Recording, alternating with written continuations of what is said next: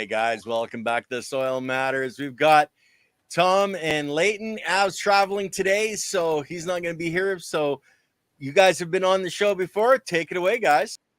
And we got Poe too, of course. So I'm sure my dog's going to show up too. So why don't you introduce yourself again and just give a brief background on what you're up to, and then we'll chop it up.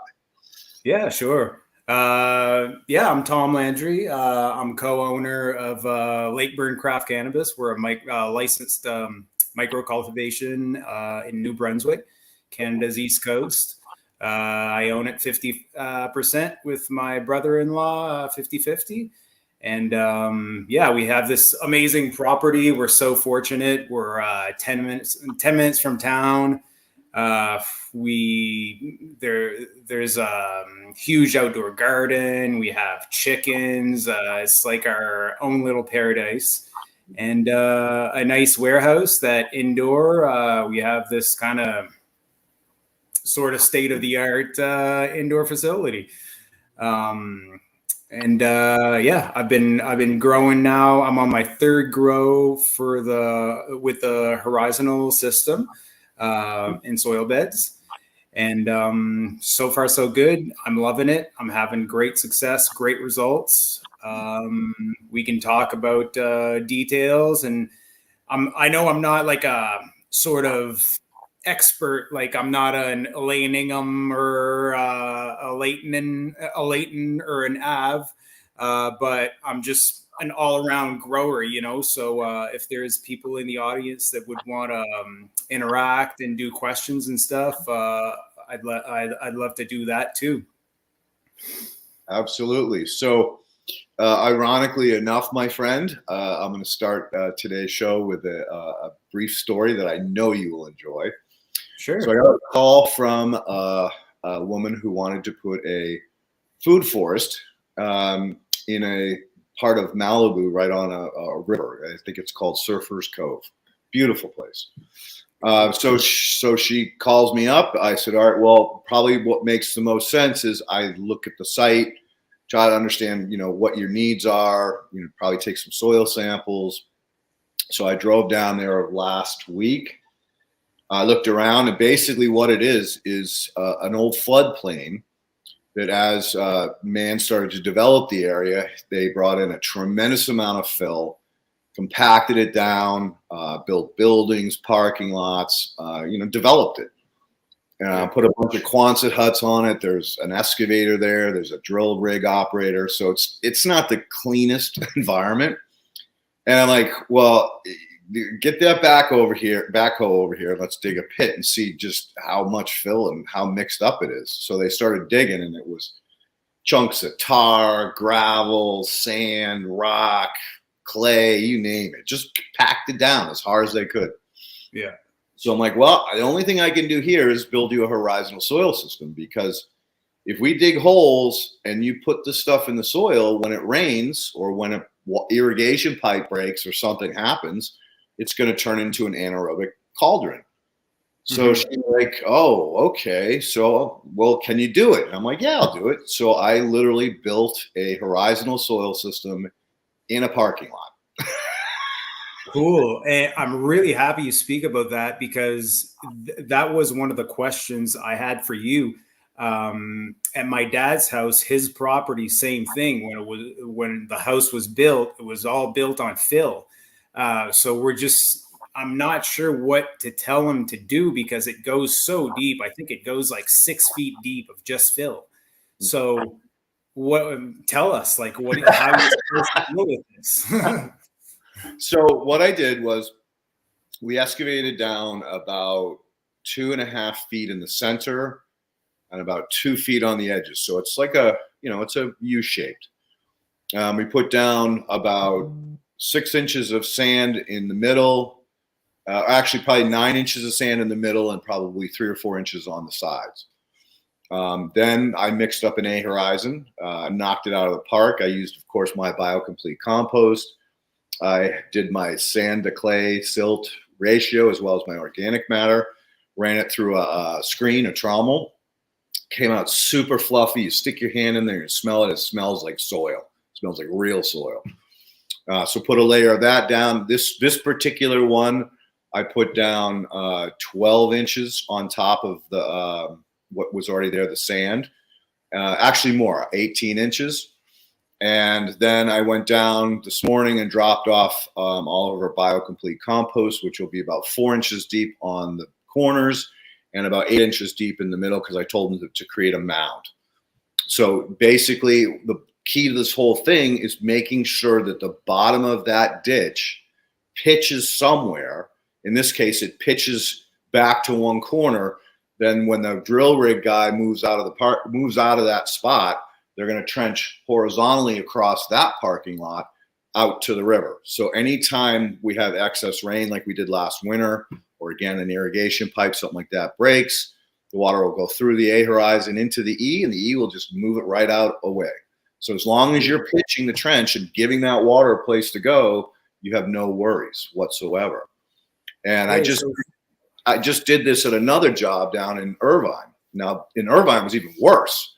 Irvine was a paved parking lot where they just cut squares out where they wanted to put a tree, and they dug it out. So it's all road base. Threw in a little soil, threw in a plant, a very expensive olive tree, like $15,000 a piece. And of course, the trees weren't doing great, and they wanted to save water. So they hired me to go down there. And what I did was basically a restoration. So we scraped back the soil till we got the feeder roots, scraped a little bit more underneath there, put in BioComplete compost, chips over the top. Of course, the irrigation was under the chips and on top of the compost. Went back 3 months later. Of course, my biological assays were just going up, up, up. Trees were looking healthy. We saved 70% water. That's huge in Southern California. And we have earthworms after 3 months. Wow. I was under the impression that to do it properly, you had to dig till you get to the E horizon and you build up from there. But you're saying that you can build your horizontal system on top of fill. Yep. And that fill will go back to soil eventually as the biome. Another impression that I had was that the fill would eventually suck in all this work that you did, but no. Nope. Opposite. Okay. So what will happen eventually is that the biology that we've installed will connect with the necromass. Now that's a complicated word. Necromass would be the existing organisms that are in cyst form or suspended, protecting themselves until the environment comes back. So even in a compacted fill, there is still some life forms that will eventually, once the soil gets to be the right for them, they will come back to life. And then, of course, the worms come in. Once the worms start pushing through the fill, it'll all go back to nature. Okay. Because, like, for example, our parking lot, every 2 years we have to put more gravel because it just sinks in. So I would have thought that you would have built a horizontal system, let's say, on top of a bunch of clay, and the clay would just have sucked it up in a couple of years. But you're saying it doesn't happen. No, what happens is the clay platelets. So think of clay platelets as flying saucers, right? In a compacted situation, the flying saucers stack up on top of each other, and that prevents infiltration of water. It prevents gas exchange and provides an environment that is very, very difficult for plant life to get a foothold in. So what happens when you get the bacteria and the biology going in there, those clay platelets begin to stand up. So you end up creating these little eyes.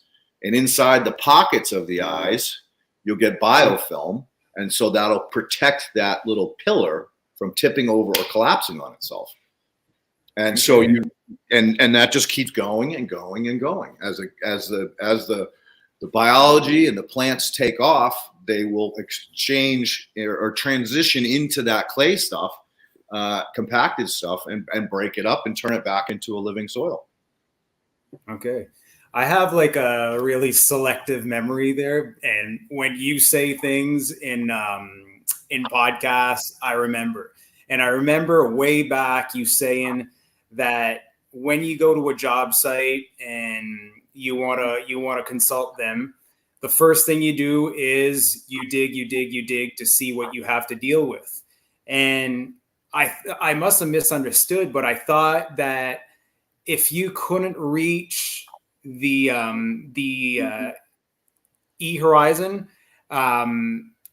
it was just too deep. It was just something that was going to be too expensive and you couldn't deal with. So I kind of misinterpreted that, I guess. Yeah. That's not how you roll. No, the reason I dig the pit is because I want to see the horizon, see what I'm up against, right? Mm-hmm. But the E horizon or the alluvial horizon or the aquifer, whatever you want to call it, you can reestablish that. So think about like a disaster, an earthquake, right? You have plates shifting. Well, everything got screwed up, right?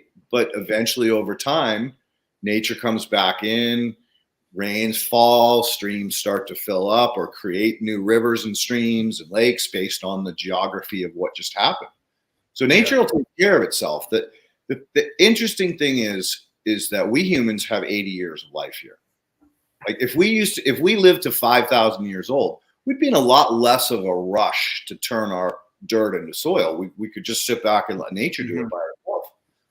Okay. But we don't have that, and we want everything right now. And so we have this scenario that I call time or money. So you either have time or money. If you have a lot of money, you probably want to spend that money to speed up the geological time. But if you don't have any money, then you have no choice but to take the slower, more natural method of allowing, cover cropping, planting radishes to break it up, planting sunflowers to bring nutrition, planting grass to create biomass, and start that gas exchange and the creation of the O horizon.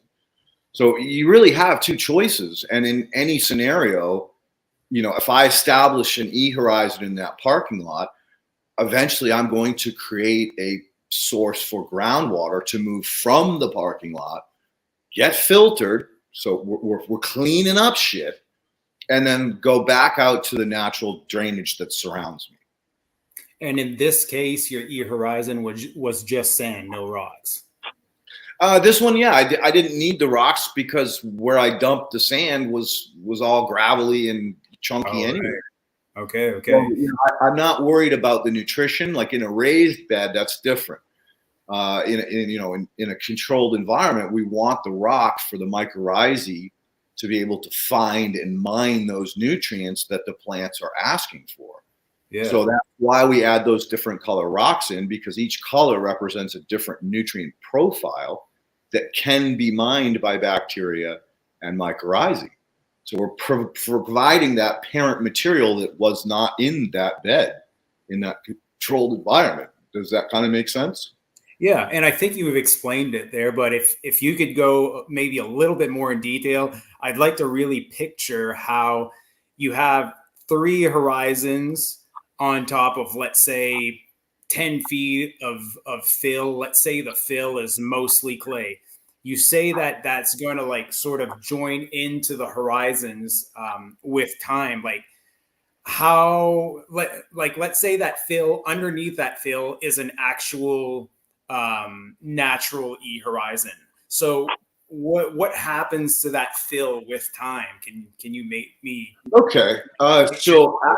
So actually there will be no E under that fill. What will be underneath all of that fill will be soil. It's probably a field or maybe a forest.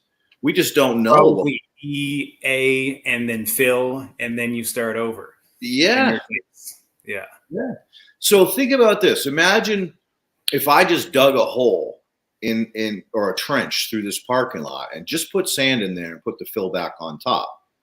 I've created a aquifer because the water can't go below the sand because it's all compacted fill. Mm-hmm. Can't really go out the sides because, it's compacted fill. And now you're driving over the top of it, which is fine because the sand is a source of non-compaction. That's why they use sand in engineered soil systems like golf courses, sports fields. because they know that when people are running on it, walking on it, playing on it, it's not going to compact. And they only put in 1% organic matter, so it makes it almost impossible for fungi and protozoa to live in that environment because there's no organic matter, there's no food, there's no resources for them. Mm-hmm. So this goes back to some of the early work I did on public parks. There was a $750 million renovation on the St. Louis Arches. I was a part of that project and a ton of other ones. And the reason they brought me in was because I made this compost extract that was closer to like a mayonnaise than anything else, like a liquefied mayonnaise. So it would penetrate down into the sand and create this 6 to 8 inch layer of chocolate sand. And that chocolate bonds the little sand particles together, gives the biology a place to set up shop and start building aggregates. So we'd go back 2-3 months later after 2 applications of this product, and you'd get this chocolate sand sitting on top of the sand. So the water would still penetrate, the gas exchange still happened, people could play on it. The turf actually got better because the rooting systems went down deeper, so it would recover quicker, and would pull more nutrient, pull more water out of the soil. So it just created this incredible ecosystem very quickly. But that cost money. You know, these guys had to go out there and apply this shit on these huge acreage. It's not like we can run, you know, farm equipment over it. So that's where the expense comes in. But, you know, these are giant government jobs with grants and money flowing all over the place. So, of course, they got the money to blow to do this stuff. But we little guys don't have that. So here's the scenario. We build this, you know, this horizontal system in a parking lot, come back here 3-4 months from now, and you'll start to have earthworms interfacing with the stuff that we did. And those earthworms will slowly start mining out and converting the parking lot back into what it could have been or should have been. But will there be an E-horizon? I tend to think over time, Tom, eventually, you know, it will provide the necessary soil structure to let moisture escape or heavy rains escape, but it won't really be a recognizable horizon. It'll kind of all gel together. Yeah. Talking about low organic matter, I wanted to ask you about this. Like I've been digging holes here and there and observing horizons in nature. Mm-hmm. And so far what I've found is, let's say I dig up a hole in the forest. I find that I'm getting straight up organic matter. And then underneath, it seems to me like it's sand, silt, and clay, just like you would think, but there's often no organic matter. So what I'm seeing is I feel like it's sand, silt, and clay, and then on top of it, straight up organic matter. So where does it happen in nature that you really have sand, silt, clay, organic matter? Great question. So the thing that you're missing when you're digging the holes is there's still a lot of organic matter. You just can't see it because it's not brown anymore. It could be in the sand, silt, clay. You mean in the A horizon? Right, in the A horizon in the forest. Mm-hmm. There's still going to be a tremendous amount of organic matter, but it's going to be in what's called fines. So tiny little pieces of it, because the fines will always migrate down in the soil. And listen to this, crazy enough, the rocks migrate up. That's why farmers have stone walls around their fields, because every year they plowing up all these rocks that have begun to float up because the fines are floating down. I know it doesn't make a lot of sense, but this is how nature works. Oh yeah, totally. And I 100% believe you. I guess just the samples that I ended up working with, which is not that many, is I just found that when I dug into that A horizon, I actually did the jar test and everything and found, I mean, there was organic matter, yeah, but very, very little. Like you said, 1% in a golf course, like probably 1%. Would you say an A horizon in a forest would be like about 1% or more than that? I would tend to think it'd be more than that. And again, okay. I think that there's a lot of organic matter in what's called sloughed off roots, which are clear. You can't see them. right? So when those roots go down in that A horizon and they die or they slough off or True that, yeah. right, the plant expands them bigger, they're going to be shedding organic matter in the form of border cells, root shoots, and slough. And you can't see that because it's going to be clear. And in the jar test, you're really looking for O. You're not looking for just organic matter. So you're looking for floating pieces like, chunks of wood.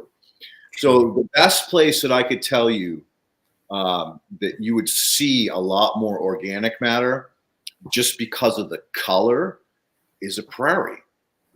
A prairie could be 20, 30, 40 feet deep, A horizon. And it's going to be dark colored by nature. And that's because of all the organic matter that happens every year. Every time those grasses die off, they drop to the ground, then they slowly break down by the bacteria and fungi. Well, they're breaking that stuff down. Pieces of it are falling off in the forms of fines. And when the water comes, it pushes those fines down deeper into the soil. So that prairie is going to have a tremendous amount of organic matter. So not more so than even the A horizon that I designed. You follow me? Yeah. And those are the richest soils on the planet. I think they're andesites and, oh God, now I got to think. Andersols and something other sol. And America, for whatever reason, I think 2/3 of our soil are these sols, which are highly beneficial for growing. I mean, that's why, when the pioneers first moved out through the Midwest, there's pictures of people in New Mexico riding on a horse, and all you see is their head because of the fields, the prairies. Problem is, as soon as they tilled those fields, those tall grasses could no longer harvest water out of the air, because when they're living, they're positively or negatively charged. They're going to grab all of those particulates in the form of moisture vapor in the air. Now, the humidity level in New Mexico is single digits, right? Dude, you breathe out there and you dry out. So when they knocked down those grasses, now that prairie had no way to recover because there isn't enough rain, and there's no grasses or plants to capture that moisture, the little tiny bit that's in the air, and store it down in the soil, because that's what they did. They were water harvesting machines. So as soon as they knocked those things down and plowed it, now you go to New Mexico, it's scrub, it's, cedars, but very little grasses and prairies. There's some patches here and there, but that's only because the wind blew the organic matter to this little corner, and there was enough organic matter and a grass seed happened to land on it and start growing back up. But for the most part, New Mexico is just a desert. And same with Arizona. And those were highly fertile areas. It wasn't like that naturally. Yeah, no, we did it. We did it.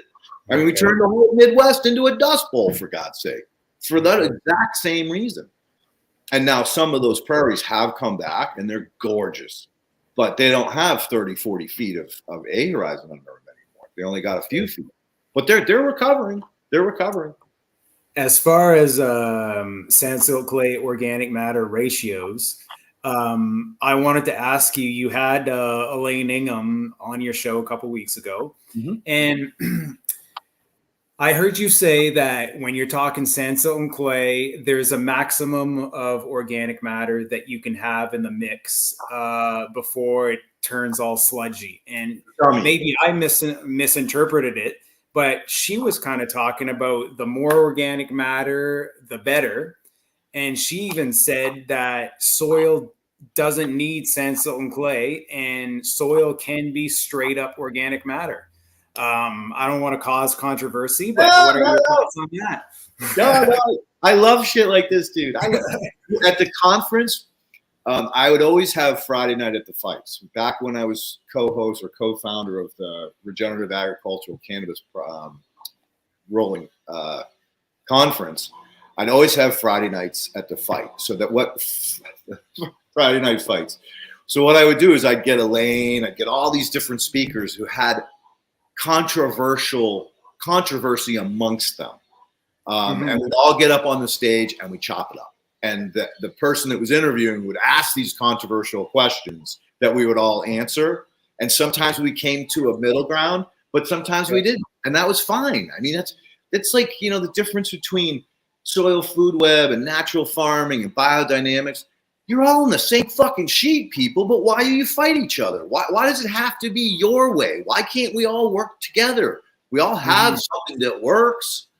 You know, this is my frustration with humanity, is that the ego gets in the way and it's, oh no, it's my way or the highway, which is my mind is bullshit. They're all tools. Use them. If you don't like that tool, don't use it. Use a different tool. But I don't deny that tool exists. You know, that was one of the biggest things I had to do to get Elaine and Chris Trump to talk to each other. I picked up Elaine in the airport with fucking Chris Trump in the car and made those two drive 3 fucking hours up to Humboldt. You talk about a fun conversation, man. All I did was poke shit at him and get him going. Because Elaine's like, oh, no sugar, no ferments, no anaerobes, no facultative anaerobes. And I'm like, no, this is natural farming. It's been around for thousands of years. How can you deny that, Elaine? I know you have to publicly, because otherwise people are going to pull shit and do what they did to you the last time, which was try to train wreck her. And the woman damn near did. But fortunately, Elaine persisted and kept pushing and pushing. And eventually people opened their minds to the fact that, oh, there really is life in the soil. Hence the soil food web. So back to discussing your question. So when I talk to Elaine about this, I'm like, you know, Elaine, in a peat bog, you're 100% organic matter and the plants grow there, right? In pretty much any part of the world, you'll see a rock and you can see lichen growing on it.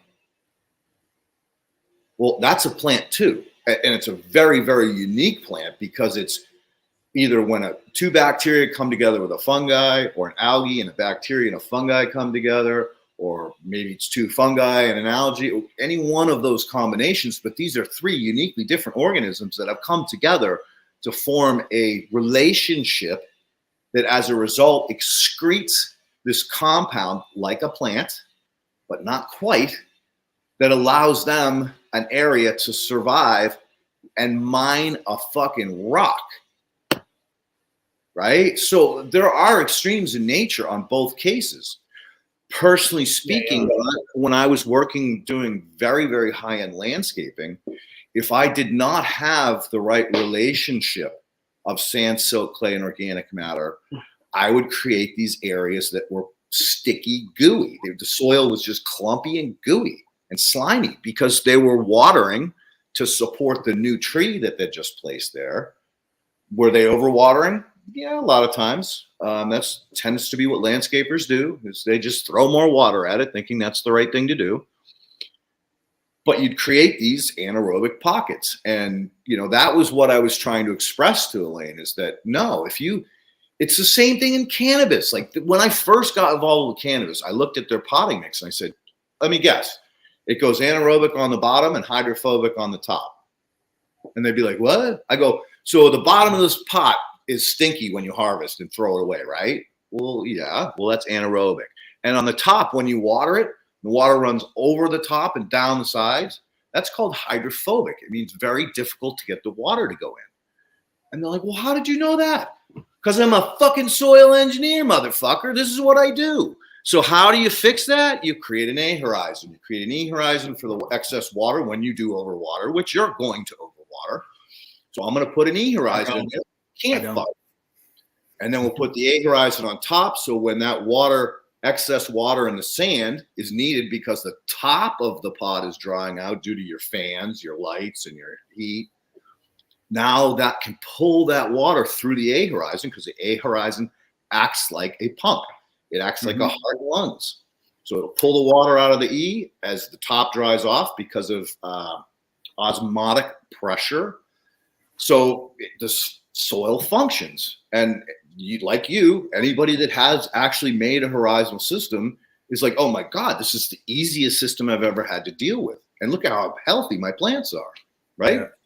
That's a beautiful thing I noticed with the horizontal system and using it indoor. I see a lot of beds that have only potting mixes, and at the bottom there's just this almost always this layer of like black mold looking stuff. Do you know what I mean? Yeah. And yeah, and there's a lot of talk about how to get rid of that, and some people like talk about using sulfur to kill it and all this stuff. And it actually came up in conversation. The guys that I work with were like, so when that's going to happen, Tom, what are you going to do to deal with it? And I was like, well, theoretically, that's just not going to happen.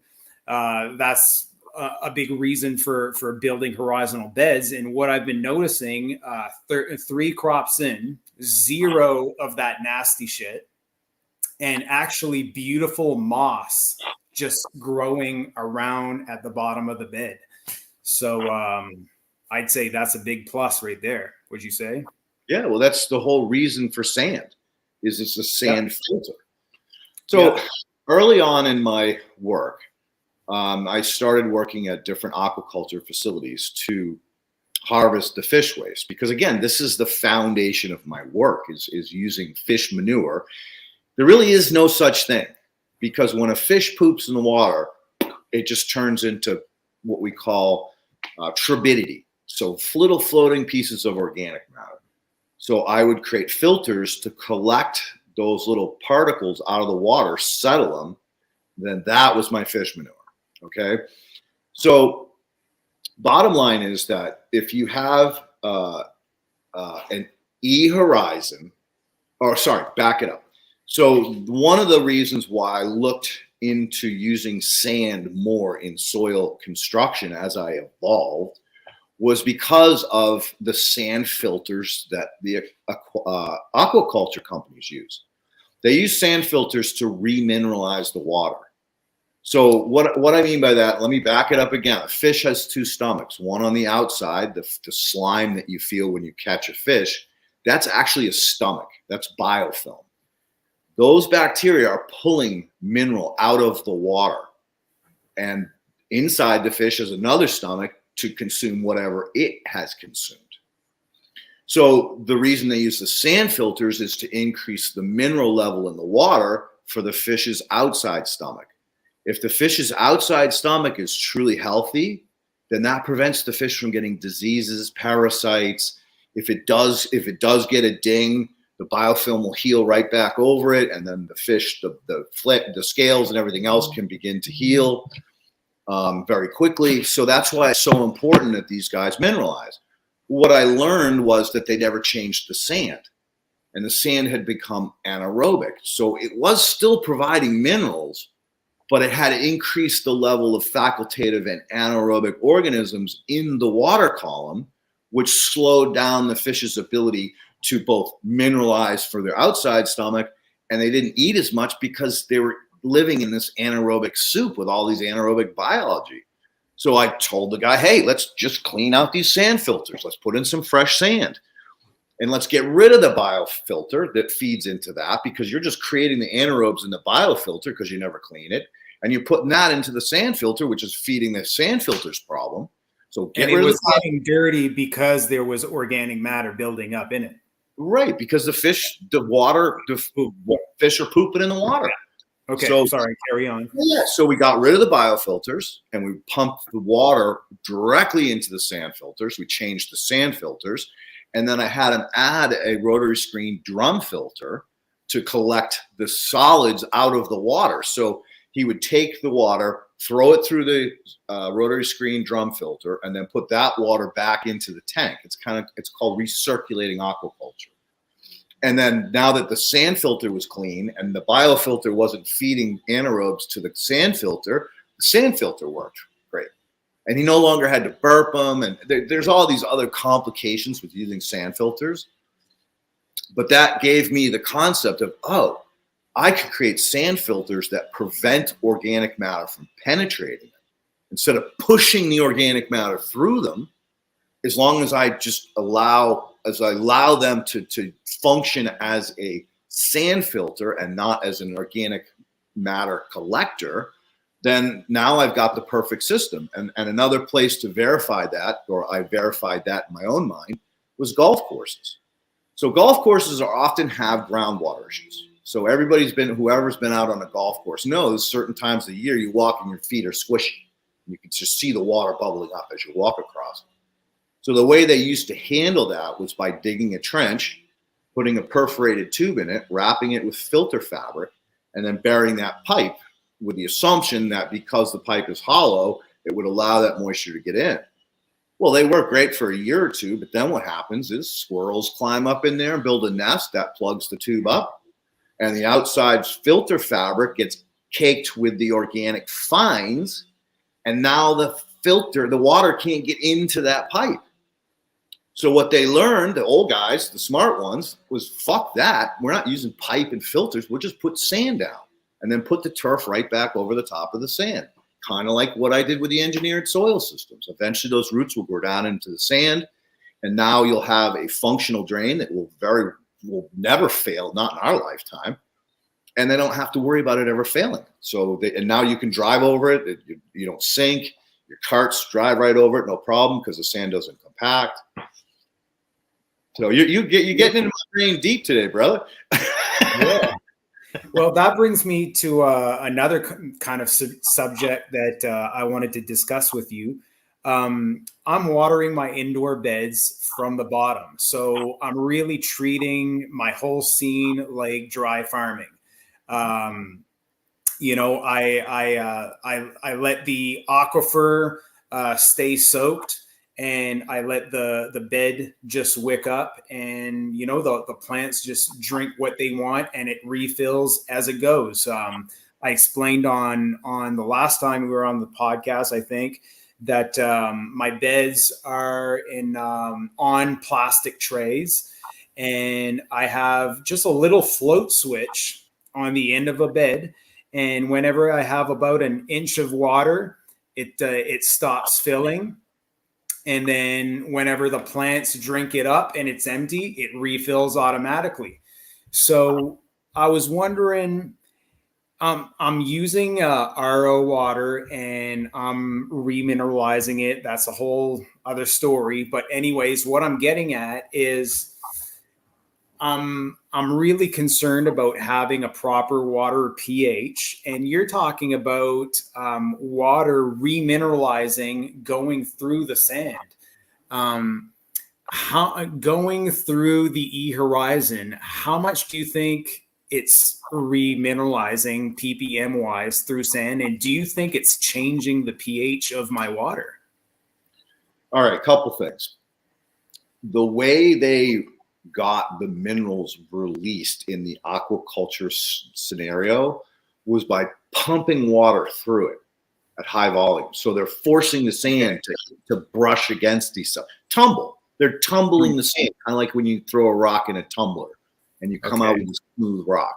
So I always tell people, don't use fine sand, don't use smooth rocks, because they're a lot more difficult for the bacteria to break the minerals, and the same with the fungi to break the minerals out of them, because they've been created a hard shell around the outside of it. So that answers your mineralization. So will mineralization happen in sand without water being pushed through it? Absolutely, but at geological scale. Now it takes a lot longer for that mineral to be broken out of that. I'm just doing it passively, so there's not much remineralizing going on. Well, there is still mineralizing happening there has to through biology. Definitely, just not, but not enough to affect my water that much. Correct. Okay. And the other thing too is that we know that certain bacteria live in certain gradients. Winogretsky column. Can you pull the Winogretsky column up, Ken, when you get a second? So those organisms live in these different environments, from very, very low pH to very, very high pH. So they are in many ways creating or allowing their self to live in these environments. Well, how do they get there? Evolution. It takes time. That being said, a bacteria that comes from a very alkaline environment can transition into a slowly but surely transition into a acid or more acid living soil over time. And as they do that, they affect the pH because they themselves are pH'd at a different level. So what this column shows you is the different layers of organisms and how they survive. So this is very similar to, like, that's not the best picture, Ken. There's ones that are there are a lot more layers. So at the bottom of it, it's like EM, right? At the bottom of that Winogretsky column is purple sulfur bacteria. I think it's the correct term. And at the top is a completely different organism. So how do they all live in conjunction? How are they moving through the column? Nah, there's one. Yeah, there it is in the middle. See the middle one with a Coke bottle next to it? No, up.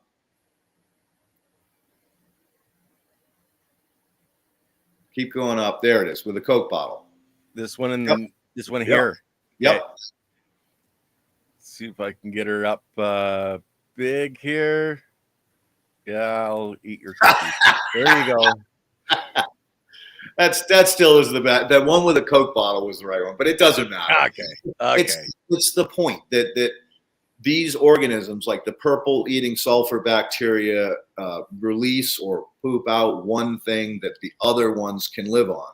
So they're basically all just living on each other. That's how EM1 works, is that understanding that you put these three bacteria together and each one eats what the other one releases in sequence. And that's how kind of nature works. Well, yeah, there's the good one. It's still not big enough that we can read it. But thanks, Ken. I appreciate the hard work on your part. But basically, you can look this. You guys in the audience can look this stuff up on your own time. But bottom line is that those organisms can affect the pH. We also know that the plant can excrete exudates to grow those specific bacteria or pull them out of a cyst form to start living and working again and growing again, to change the pH for them to harvest different minerals, because the different minerals are released at different pHs.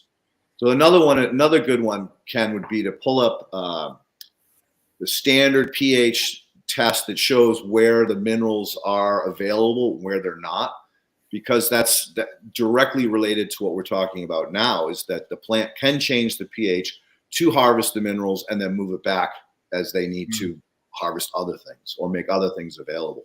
And that's why it's kind of cool if you look at, nature as a whole. There's a strategy for all of these things, because in a natural environment, things are always changing.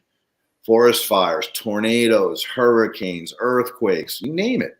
So Mother Nature has always had strategies to start pushing succession again in an area that has been horribly destroyed or disturbed. That brings me to another topic I wanted to discuss that's controversial and related to Elaine. Before I started following you and that I met Av and etc., I was a basement grower and I kept everything secret. It was just my own little personal passion. So anything that I knew, I just researched on my own. And basically all I knew was Elaine Ingham. So I remember her saying that there was no such thing as testing soil pH, because she explained how, just like you said, the plant controlled pH. So for years and years growing, I just never tested my soil pH. I never tested my water pH, nothing. And little did I know, the water I was using at my house was perfectly neutral and actually very good water. So I was getting very good results. When I built my licensed facility and I moved there, I did a little test grow with the equipment that I was going to use, see how things were going. And I had the worst grow of my life. Disgusting cannabis, like really like major letdown. I was like, thank goodness that I did a test grow before going all in. And what I discovered was that I was using well water with a ton of minerals in it that I didn't know what minerals they were. All I did was a heavy metals test to make sure it wasn't contaminated with arsenic, lead, cadmium, or mercury, which is what we test for in cannabis. But that being said, there was a ton of minerals and the pH was over 9.0. So that really opened my eyes. Oh my God. Okay. Water matters. pH clearly matters. So since I've built my beds, we've discussed it. I've been testing soil pH too, along with, of course, water pH. And I'm finding out that my A horizon has a significantly different pH than my E horizon, than my O horizon. I apologize. So I guess what I'm getting at is, what are your thoughts on this whole thing that my interpretation anyway of Elaine's view is that there's no such thing as soil pH because there's trillions of pockets of different pHs. But when you send soil to the lab or when you even buy a pH pen and you test your soil pH, you can come up with a very precise soil pH. So what's the deal with that? Like from trillions of pockets of different soil pH to one pH. So I want to answer that real easily. It's called Redox. So Right. Olivia Hosan brought Redox to the masses. What is Redox? Redox is the relationship of pH to EH, and it has to do with photons and electrons. So it gets deep really, really fast. All right. So Elaine is often rigid in what she says, and there's a reason, because she is a scientist and she is a public figure, constantly coming under scrutiny and attack from the chemistry companies that don't want you to even think about biology. I mean, in college, in soil science, it used to be they didn't discuss biology. It was only chemistry and physical, sand, silt, clay, and organic matter. And a lot of times they didn't even talk about organic matter. It was like sand, silt, clay, chemistry. That's it. And recently, as of maybe maybe a little bit long ago, they have started offering some biology classes in college at the collegiate level, but they're not like Elaine's. You know, they're very primitive, or they're very advanced, one or the other, but they're not in the middle like Elaine. So yes, pH is an issue, and so is EH. And if you read Olivia's papers, you'll see that he has created these diagrams that show you the sweet spot between EH and pH. And if you get to that point, then you see all of these other diseases outside of that point. You have fungal pressure, you got you got anaerobic pockets, you have all these different negative things. But once you get into that sweet spot, all of those go away. You don't have them anymore. So why is EH and pH regulating biology? You know, dude, it's a deep fucking rabbit hole, real deep. Like, I don't, you know, I love to touch on it because, like, even the smartest dudes I know, when we start talking about this shit, they go off the cliff so fast. It's really difficult for the layperson to understand. You know, unless you got a triple Pentium processor to keep up with what they're fucking throwing out, you get lost in the weeds so fast it's not funny. Now you're just listening to someone going blah, blah, blah, blah, blah, blah, blah, because you can't keep up with it. It's extremely complex. So I encourage people to read his papers. He has an online course where he actually teaches it. That's another great way to educate yourself on this very, very complex issue. But once you start to go down the rabbit hole, it's going to set off light bulbs all the time. You go, oh, that's why that happened. Oh, now I get what this is going on, or what's making this happen. So again, you know, it's up to, you know, the audience or whoever that wants to go down that rabbit hole. But it's a powerful rabbit hole. If you have the ability to understand it, and if you have the ability to understand it, you have the ability to affect it, to push it one way or another. It's easier to question, but I guess the answer isn't that simple. No, and and again, it goes like, I love Elaine to death. Elaine, I believe, truly still loves me, although I do say controversial things. I've been saying for years, plants change the pH. You know how many times I got laughed at for saying that?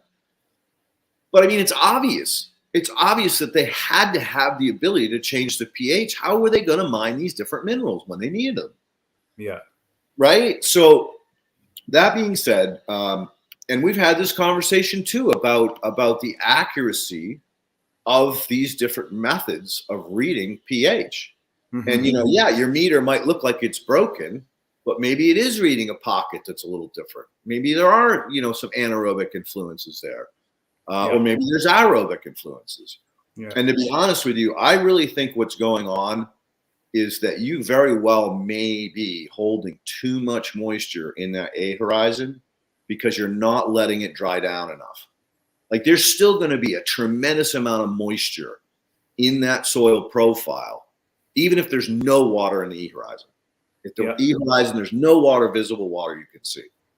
And I think you're referring to an issue that I was having with a particular cultivar. Yes. Yeah. And so and I've been thinking about this a lot, dude. So when you go really anaerobic, the pH is very acidy, right? And when you have a tremendous amount of minerals, your water is very alkaline. So soil, if you had sand, silt, and clay, then that swing would be a lot less. It's the organic matter that's driving that.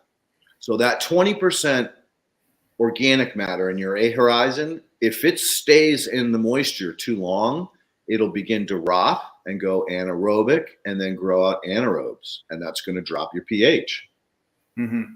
And this is all related. It's crazy that just the other day we talked about this, and of course my mind just keeps going down the rabbit hole of like, this doesn't make sense. What's going on? And then it all, like everything, sometimes you got to just like sleep on it or just stew on it long enough till your brain connects all the dots. But that's where my head went, was, fuck, he never lets it completely, the E horizon completely dry out. And again, it's not drying out. There's still millibars of moisture. Of course, yeah. All throughout that whole profile. It's something I could totally try. The thing is, though, is this is just one particular cultivar that ended up showing deficiency in the horizontal beds, but I ran quite a few other cultivars that just exceed anything I've ever seen indoor.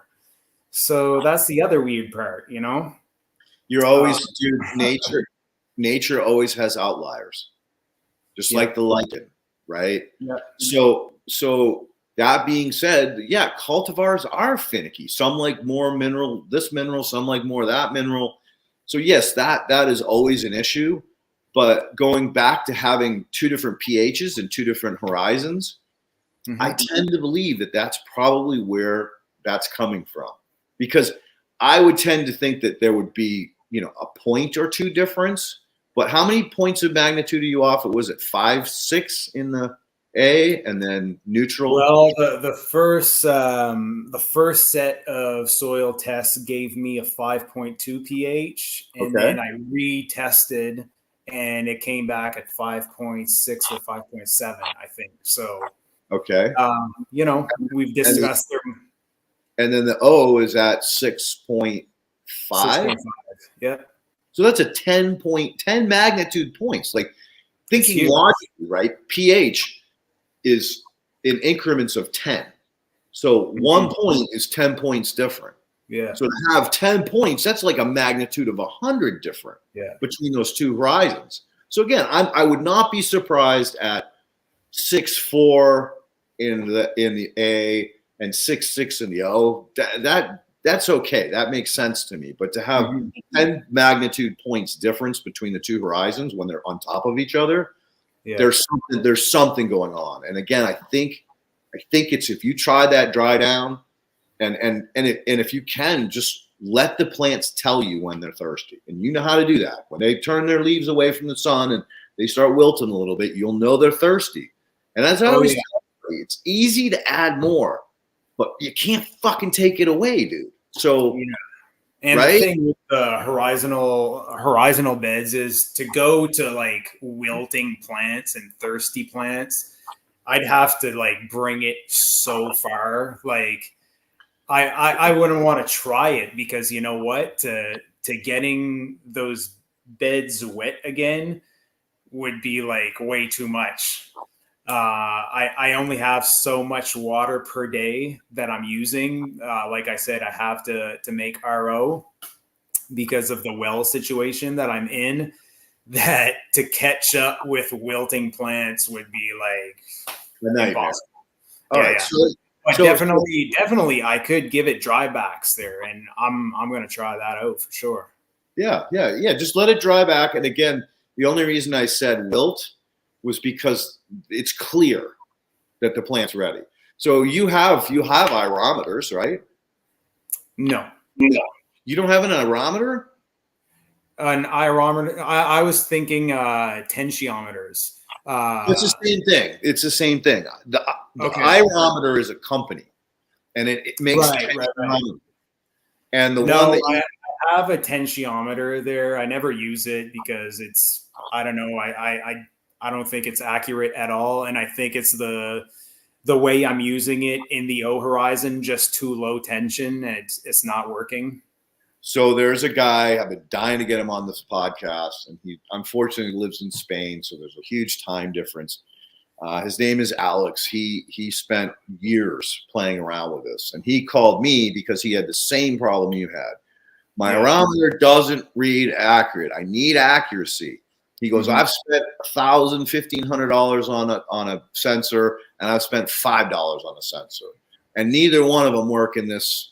There's just too many variables. There's too many, wild readings. And I'm like, well, dude, all you got to do is take your aerometer, take some silt and clay, mix them together to make a paste, cap that sensor, and then put burlap over it. So when you water your plant, the watering doesn't take this clay and the silt away from the meter.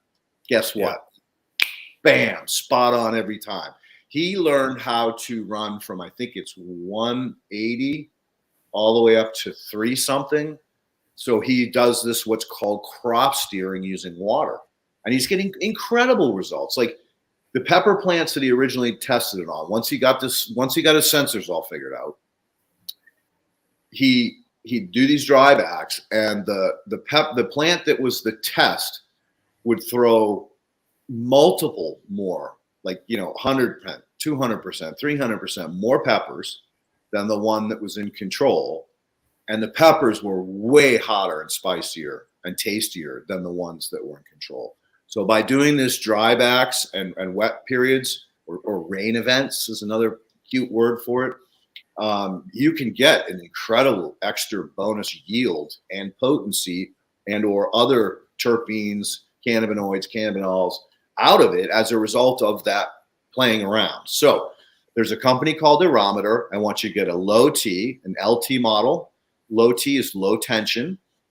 You're going to put that in your O horizon, and then you're going to get an RT, which is regular tension, and you're going to push that down into the middle of your A horizon.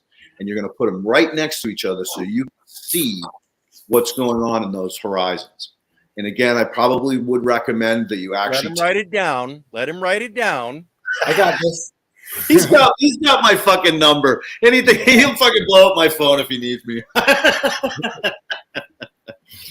So, and again, I would recommend that you take the LT and wrap it with the silt and the clay and burlap, just again to prevent from, when you do top watering, it washing off. Because what that clay and silt do is help to harvest the moisture, the actual moisture value, the vapor value that's locked up in your O horizon.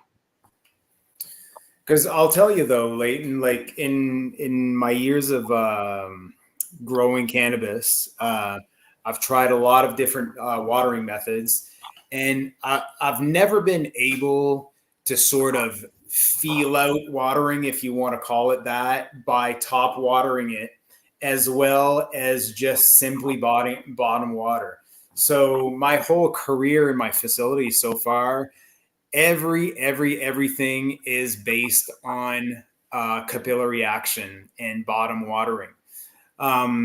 So like, what are your thoughts on that? Just letting the plants wick up by capillary action. I guess I know your thoughts. You believe more in drybacks and stuff like that, but I've just had this problem with this one cultivar. Other than that, capillary action has been like giving me, I find it's been giving me perfect watering, my interpretation.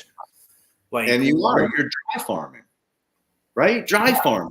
So how do these people dry farm? You know how they dry farm? They're building their beds where groundwater is oozing out of the side of the hill. Yeah. They're building their beds in what we would call a floodplain.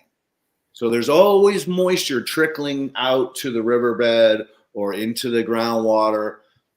So it's a beautiful thing, but it's very, very limited on this planet where you have that perfect environment where groundwater is oozing out and creating this, aquifer at plant root depth. So that's what you're doing, is you're dry farming. Mm-hmm. Now, does dry farms occasionally get a rain shower? Of course. Yeah. So maybe you should put a rain shower. Oh, and I follow nature with that too. So I realize that in nature, water comes from above. So of course, I use my brain and I take breaks from bottom watering and I give it a rain shower. Like, I'd say I probably do it, to be honest, like 3 times a week. It's pretty light rains. So I go more for, like you say, a glaze, a bit more than a glaze. Like, I want water to penetrate from the top.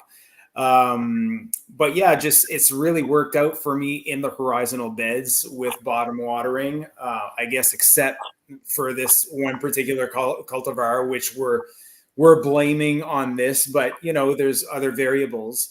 I'd like to mention too that before building horizontal beds, I was growing in just regular potting mix pots, and I would put about an inch or 2 of perlite at the bottom, and I watered from the bottom just like that. And I know it sounds boring, but it actually worked very, very well. And I still do it in my R&D room. So what I have is a 3-light R&D room. And I run, give or take, like 100 to 150 plants, very, very small plants in pots. And I have a layer of perlite at the bottom. And all I do for watering is they're all in big plastic trays. And in the morning, I get to work. I put about 3/4 of an inch of water in the tray, and that's it. They just wick. It'd be very hard to do in like any other technique, because then I'd be guessing plant per plant how much to water. And I'll tell you, doing that, every cultivar pretty much prays like crazy, and it's just the easiest thing ever. So like capillary action and bottom watering, in my opinion, works out very, very well. And I'm totally down with the ionometer and exploring more. But just, I guess I'm not really, how could I say? I'm not letting nature take its course there. It's not nature. It's in a friggin' pot anymore. But so let me interject a little bit. So backing it up, that's the beauty of the ionometer, side by side, one in one layer, one in the other. It's going to teach you how to water. Watering has always been the biggest issue with whatever you're trying to grow. Too much or not enough, shit goes sideways. Mm-hmm. And how do you get the middle without having these events that nature does? So the arometer is going to be an amazing tool for you because you're a geek and you're going to get into it real quick. So I had this other buddy, Michael Hinden. God rest his soul. I miss him fucking horribly. He was such a fucking nut. Now, he was a breeder. So he was all about, you know, or modern genetics, epigenetics, whatever you want to call it. His Instagram handler, his girlfriend, who still carries on his work, is Modern Epigenetics on Instagram. Highly suggest you follow her. Bree's doing some amazing fucking breeding. Michael was such a fucking nut that he would put his pot on a fucking scale and wait, and then add the necessary water, wait. So when that plant drew down X amount of water in a day, he knew tomorrow or the next day, if he was doing a dry back, that he had to add this much more water till that pot weighed this, because he would know that it would dry out 24 hours later. Oh, I always thought like my perfect grow in if I'm growing in pots would be like to have a scale on every single friggin' pot and run that way. Of course, I always kind of dreamed of that. Oh, he went there, dude. He fucking went there, and he used to yell at Bree. Like Bree and I became very good friends after he was murdered. And we used to laugh about it. She goes, he'd come in here and start screaming at me because I was pouring water in a plant that wasn't on the scale. Well, you see, if you're growing in pots like that and I run like 600 to 800 plants per batch, it's impossible. No, it is. It is. No. And again, he was breeding. And he was breeding for seed, feminized seed. And so he had the ability to do that. And he got paid well for his genetics or for his seeds. So he could afford to just be small and do his thing, because it was more of a passion hobby. I mean, yeah, he did it to make some money, but he also worked. So it wasn't his only source of income. But bottom line is, I love capillary action. The only negative thing that I have to say about that is if you get a pathogen in one of those, you're fucked because you can't get it out, right? So there was a facility that I was brought into, years ago now, probably 5-6 years ago. And they had a horrible problem with this mite. So the mite had gotten into the capillary mats and set up shop. And so it was living under every pot, and it just kept moving to every next pot. So the whole fucking grow went sideways. And they couldn't figure out where it was coming from, how it was breeding, how it was living. And so basically I'm like, you guys got to tear this out and fucking start over again. And I would recommend that you don't do this again, because you have idiot employees. Your idiot employees are growing their own shit, bringing in all these bugs because you guys have no fucking biosecurity. You're fucking idiots.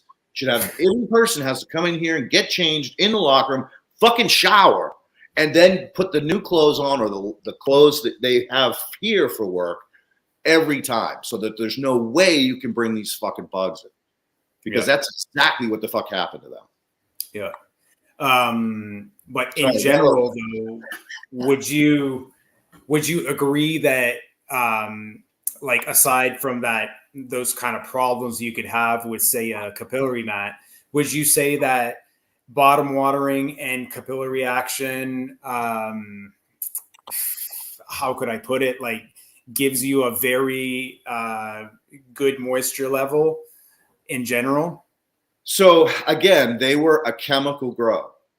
So you have a living soil, different animals. Like, like a chemical grow, I could see that you would like bottom water and like build EC at the bottom and run into serious problems there. Yeah, that's what they did.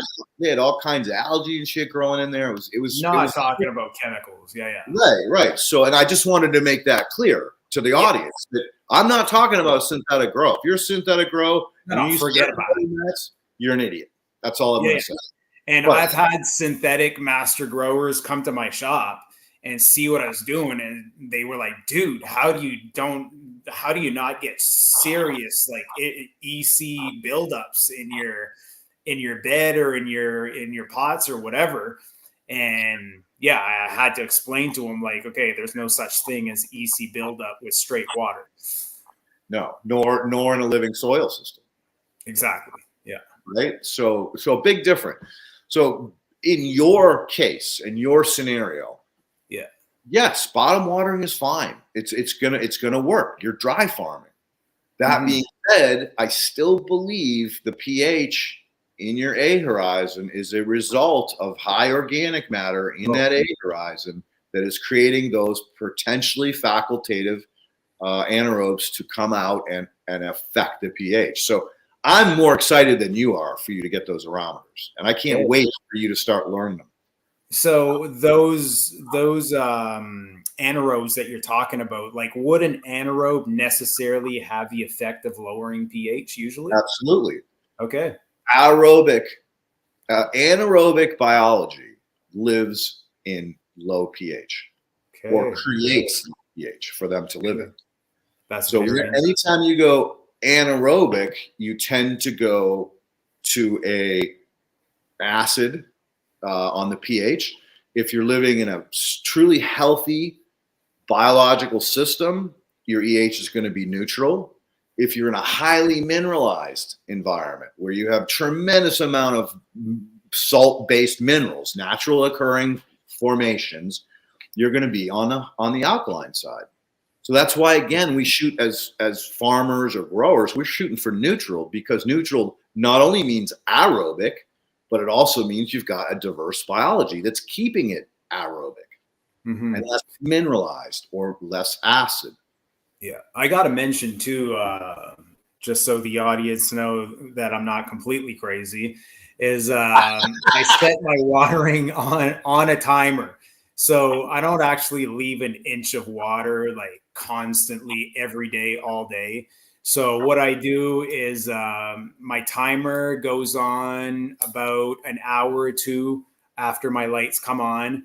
And right now I'm leaving it for like 4 or 5 hours. So for 4 or 5 hours, there's going to be like this, the water is going to replenish and the bed's going to suck it up, replenish. So after 4 or 5 hours, the water stays pretty stagnant, we'll call it, for a few hours. But then by the time I go back home at the end of the day, it's very close to empty.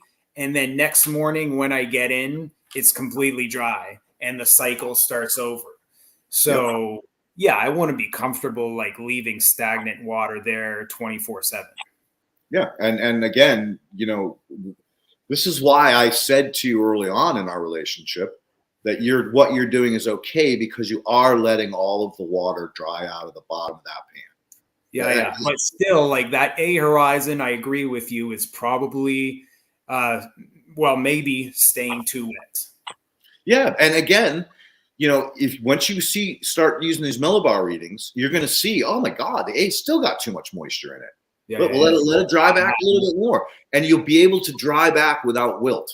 You will never get to that point where you have stressed plants, because you'll have the readings, you'll have the instrument.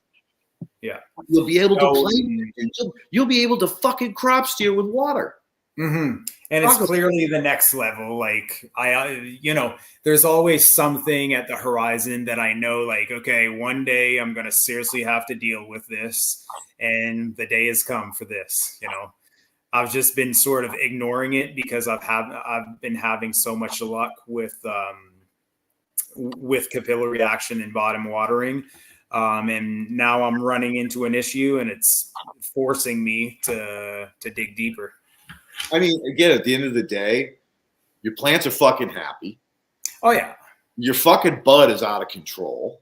We both know that nobody will allow your bud to get out into mainstream because it's too good. They want it for themselves. so you're fucking nailing it. And so you're doing nothing wrong. But yeah, you're at a point where you could take it to a whole nother fucking level, dude.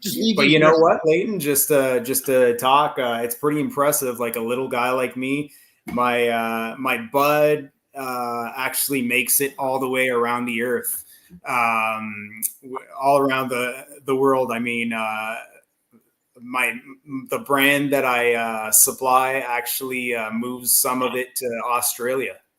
Nice. Yeah, so we're doing Australia, Germany. I think they do Israel, and we're across Canada too. Nice. Yeah. Congratulations, dude. Give yourself a fucking hug. Yeah, that's one of my cultivars there in Ontario in the OCS, the largest cannabis market in the world. Or I mean, like probably California is the largest cannabis market, but the OCS is like the buyer, so I think it's known as the largest buyer in the world. Distributor. It's kind of weird in Ontario. Like the government buys it, okay, and then they're the middleman, and the retailers need to buy it from them. From the government. Yeah. So we sell it to the government, and then the retailers buy it from the government. Fucking crazy. Fucking crazy. Their role their role is pretty useless there, but it is what it is. It is what it is. At least we're not going to jail and shit. Yeah. Bottom line is that you're growing stuff that's really high quality compared to other people growing the same cultivar. Oh, yeah. And for me, it's a whole passion thing. You know, I do it for money, obviously, because I need to live. But if I'm not happy with a grow, I'm really like emotionally hurt about it. You know, I'm very emotionally involved in my grows. I really want to strive for the best. You know, because in a way, this is just my opinion, but there's so much synthetic weed out there that I would say for the most part, people don't even know what they're missing because they've just smoked synthetic weed. So they don't even like really know what good weed is anyway. So I could probably be like in my standards screwing up a grow pretty bad, but it's still like the best weed most people have ever tried. You know, dude, I can honestly tell you, I am spoiled fucking rotten because I was able to, when I started that conference, the Regen conference, I got hooked into all these people that grow naturally, regeneratively, and organic. I'm smoking weed, you know, from these people, and it's just unbelievable. And it was the same thing. It was like I'd smoke something that was synthetic, and I'd be like, fucking my throat was burning. I'm like, fuck this shit, dude. Well, I don't want to smoke any more of this. So now, like, my throat is a tester. Like, I could tell you right away, man, you've been playing with fucking any bit of synthetics. Yeah. Especially if all you smoke is organic and like legit good organic, it's really gonna jump out when you toke a synthetic. Dude, I know guys that do hybrids. So they're growing synthetic with biology, and they keep like they fertilize it, then they hit it with a compost tea. They fertilize it, hit it with a compost tea. Even that shit I can't fucking smoke because it burns my throat. Yeah, it doesn't inspire me confidence. No, and you know, again, I think there's a big misnomer because there are a lot of organic mineral salts that are out there. They're mined from the ground. Oh yeah. And so do they build up salt? Yes, they do build up salt in the soil. This is why you've got to use alternatives like instead of potassium sulfate, use potassium silicate, you know, rotate when you're using these because let's face it, the cultivars will eventually strip the mineral out of it. It will be slower in a horizontal system because you have fungi and bacteria mining sand, silt, clay for you. So you're not going to get depleted anywhere near as quick. But that doesn't mean that you don't have to periodically amend something because it did get depleted or it got out of ratio. Yeah. And by the way, for the audience, I know we've discussed it, you know, but after my second grow, my first grow into my second grow, I got Andy to test my soil for biology. And I scored very, very good across the board. And the only thing I inoculated with was fish brew. So proof that it legit works. And then after that, I have had the amazing opportunity to speak to Efren Cazares, and I got some Bioradice. So I inoculated the beds with this mycorrhizal fungi, not in vitro, legit product. And we're going to see if I can add that fungi to the mix, because that was the main thing that Andy told me, that I was okay on my microbes to fungi ratio, but I could go higher on the fungi. But we concluded that it was probably because my beds are pretty young and the fungi didn't necessarily develop yet. So I'm hoping that the Bioradice is going to help. All right, let me clear up a misnomer here. When you do an F to B ratio, yeah, mycorrhizae is not measured. This again is this. Whoa. Are you sure? Yeah. Because you wait a second. You asked this question to Elaine, right? And what did she tell you? She said that yes, the mycorrhizal fungi counts in the F to B. Maybe I misunderstood. I'm sorry. No, So I did not throw her under the bus because I love and respect her too much. But when you send off a soil sample to any one of the soil food web labs, as far as I know, none of them are staining the sample because you cannot see mycorrhizae. Okay, but am I right that she said that it includes? She said it. Yes, she said it. Okay. And to be honest, hopefully Elaine never watches this podcast. Oh, she knows I love her to death. She's not going to help her. I would never hurt her. She knows I'd never hurt her. But bottom line is, she said yes, she was not lying. And the reason why is because if you go to Soil Food Web, to Earth Fort, her original labs. Okay. There was an option for you to check the box for mycorrhizae and pay a little bit more money. Okay. Then it was incorporated into the F to B ratio. But I'm very happy you clarify this, because I had the wrong impression. No, and again, that's why I said this, because I want people to understand this. So the Soil Food Web School does not teach using what is it called? A black light, epiphorescent lights, which is one way to see fungi, to see mycorrhizae, and the other is to use staining. This is why I told you have to send root samples to Efren. Right. Soil root samples. Yeah. We want the soil to see if they're sporulating. If they're sporulating, that means they're in a perfect environment and they will continue to just grow like crazy. If they're not sporulating, that can be an issue. We might have to up and re-inoculate again. And the second thing is you want to have the roots tested so you know your level of colonization. And ultimate colonization is about 30 units per 30 infection sites per root. And that basically is where the sweet spot is. Believe it or not, mycorrhizae can actually get pathogenic.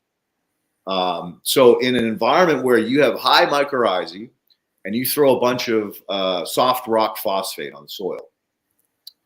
Now the soft rock phosphate is being brought to the plant two different ways: bacterial reduction and the mycorrhizae. So the plant starts to go, I got plenty of phosphorus right now. I don't need you. Well, the fungi is going to say, the mycorrhizae is going to say to the plant, well, fuck you, I'm still taking your sap. Right? So it's actually kind of gone pathogenic because the mycorrhizae doesn't want to die. So it's not going to just let the plant starve it, because it's infected it, man. It's in the fucking plant. So the plant really can't kill the mycorrhizae, and the mycorrhizae can drain the plant. Maybe it can't kill it. But so there's these balances in nature that we don't appreciate or respect. But this goes back to the F to B conversation, which I've had with Elaine off air, that I think that original concept was extremely valuable in bringing the soil food web to the world. But now it's time to take another step. In other words, the F to B ratio was based on undisturbed soil. Well, we don't work in undisturbed soil. We work in disturbed soil. So therefore, we have to have a better unit of measurement that depicts the early succession of our disturbed soil, so that we're not trying to compare disturbed soil to undisturbed soil.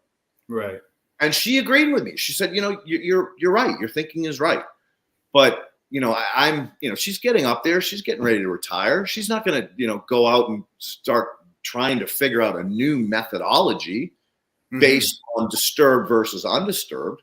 Although I've had conversations with other, soil food web consultants or school labs consultants that, asking them, brainstorming with them, hey, have you ever thought about like maybe a protozoa to bacteria relationship, or maybe protozoa to fungi to bacteria relationship, so that we get a better understanding of where we are in succession? I mean, our ultimate goal is to have 10-to-1 fungi, but it may take 10 years to get there. And again, that's measuring saprophytes, not mycorrhizae. So let's say you're looking at Andy's biology report. Is there such a thing as having too much protozoa in her targets? Nope. No. As a matter of fact, that's clearly a huge problem, right? Right. If you have too many protozoa, they will just insist. Well, so they will eat all your bacteria. They will never eat all the bacteria. So think predator. Think prey predator, right? The deers move into Yellowstone. The wolf population explodes. The wolf population consumes all the deer. Well, guess what? The wolf population will shrink, or they'll move out of the area to forage for new game, right? So there's these regulatory things. We call them the Great Reset, the great corrector. I can't even use the word fucking reset anymore because of these fucking pirates and the fucking public media. But bottom line is, nature has reset buttons. Nature has a way to regulate systems. And so in a situation where you have too many protozoa, the protozoa will just go to sleep. They'll shut off. They'll insist. And we know they can live for hundreds of thousands of years, if not millions, before anything happens to them, right? So we know for a fact that bacteria living on the outside of the fucking space station is doing okay. It's being exposed to vacuum, extreme radiation, no oxygen, but it set up a biofilm, and they went out there after 5 years, scraped some of this shit off, threw it in a vial, sent it back to, or maybe they microscoped it up there, or they sent it back to Earth. I don't know. But they basically said, the bacteria was still there. So we know that these things can live in an insist form, even in the vacuum of space. So again, there's no such thing as too many protozoa. Is there such a thing as too many bacteria? I would have to say no. In the right environment, I mean, like a swamp, in the silt that muck, there's a fucking ton of bacteria in that, and it smells like shit. And if you get it on you, the smell stays there for a while. It's not like it just washes right off, right? So again, depending on the situation, I don't think there's ever such a thing as too much biology. I think it will regulate. But I was under the impression that, let's say you already have enough protozoa, you don't want to bring in a protozoa tea. I'm wrong about that? Well, no, because now you're being a moron. You already know your relationship is perfect. But you're kind of saying you can't be a moron, like you can't have too much. Again, in certain circumstances, right? If I'm trying to regenerate soil, I'm going to fucking pound it with my shit, right? I'm going to do a triple fucking wash so that I get as many protozoa as I can in the ground. But once I've established that ground, I don't come back. I'm gone. Yeah. Yeah. So there is a way to be a moron in a situation where I've already got your soil completely established, but I just want to make some money from you, so I'm going to come back and treat it again. That's being a moron, right? Yeah. I don't need to do it, but I needed the money, so I had to do it, right? So again, in context, there is no such thing as a true moron when you're dealing with biology. It'll regulate. It'll And regulate. correct me if I'm wrong, but you know, the way that I want to approach long term my horizontal beds is biology wise. I'm hoping to just let them do their thing and not necessarily re-inoculate a whole bunch. And a big part of the organic regenerative scene is people are really, really into their inoculants and their teas and et cetera, et cetera. And I kind of want to leave that aside and let the soil do its thing long term. Would you agree with that approach? Absolutely. Yeah. That's my Kind of approach. point, right? That's my approach. I've been doing it for 15 years, and I stand by it. Mhm. Once Yeah. you get inoculate to remediate a dead soil. right, or to get a soil jump started, or a compost pile jump started. You know, Yeah. once you get it going, like once I'd get a compost pile going, I don't add more fish brew to it. It's going. It's got everything I need. Now I just got to strip it, right? And then if I'm making an inoculant, I strip it with fish tea, fish brew, so that I'm giving you high powered shit that I know is going to work. Even though some of those protozoa are going to die when they get into your soil, because I'm transitioning them in there, and some of them are going to run into salts and fertilizers and residual pesticides, and they're going to die. So I'm landing in the first wave of troops. Yeah, we're going to have some casualties. Then I'm going to land them in again, and hopefully that time they're off to the races. If they still aren't fully friggin' where I want them, then I'll hit them again. But once it gets going, no, there's no need to do that unless you're using a synthetic. Say you know somebody came along and sprayed herbicides on your lawn, of course, or drift. You know, there's a million different. The water, dude, the water alone is loaded with fucking chloramine. Chloramine's a biocide, right? Yeah. So there are situations where the natural resources are fucking up the soil biology. In that case, yeah, then you're gonna have to reapply. Yeah. So all of these, I'm gonna test. You know, maybe every 6 months or so to see what's going on. Yeah. But bottom line is, I did exactly what he told me to do, and I inoculated each horizon as I was building the bed with fish brew, and I scored very, very well on the tests. Biology is cycling nutrients like we want, so it's simply working out. So interesting story. There's a gentleman out here, Ian Hunter, who is Cure Soil. If anyone wants to look him up on Instagram, great kid. I can honestly call him a true friend. I sent him a aging report or a historical report on some compost I made. And the reason I did all of these testing was I wanted to know the sweet spot of the bell curve for when I was getting incredibly high numbers of protozoa before they started to fall off. So I'm working with specific materials. I'm in a bakery. I'm using flour. I'm using cornmeal. I'm using all of these different ingredients. And I have unlimited ingredients. So with this particular blend was designed for California so that it had a high water storage capacity, but it also had a tremendous amount of ability for it to hold inoculant. So I'm going to use the term core, cocoa core. Cocoa core is like threads. And inside those threads, there's pockets and tubes where the bacteria and the biology can get in there and live until they establish themselves in their new environment.